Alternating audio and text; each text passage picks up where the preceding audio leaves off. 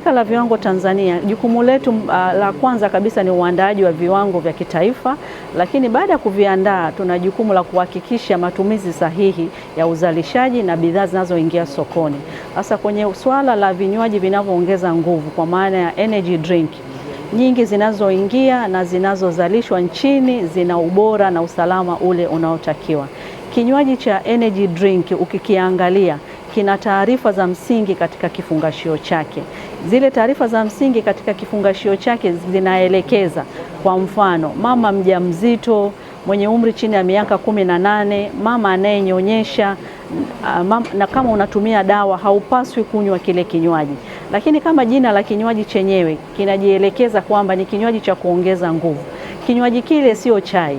Kinywaji kile unatakiwa unywe pale unapokihitaji, na kinywaji kile kinafungashwa katika ujazo wa robo lita, na katika kifungashio chake pia kinasema hautakiwi kunywa zaidi ya chupa 2. Hauwezi ukaenda sokoni ukaikuta energy drink imefungashwa zaidi ya ujazo wa robo lita, yani mils 250, na kifungashio chake kinaelekeza ukiwa na uhitaji usitumie zaidi ya 2. Kwa hiyo sokoni tunayoiona changamoto ni matumizi yasiyo sahihi ya kinywaji cha energy drink.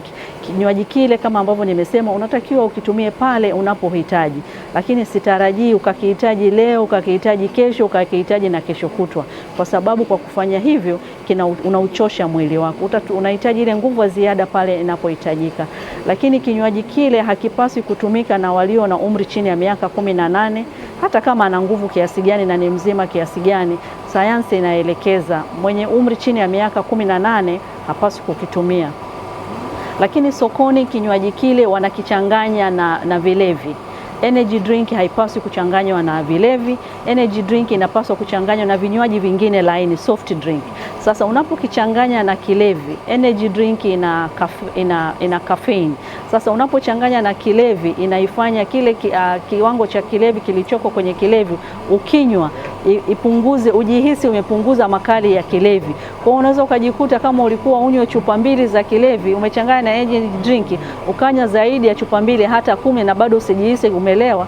Kumbe ile energy drink ulioweka imedidimiza ule wewe kujihisi umekunywa kilevi. Kwa hiyo hayo pia ni matumizi ambayo sio salama. Kwa hiyo tunaendelea kuiasa jamii watumie bidhaa kwa kuzingatia matumizi sahihi ya bidhaa.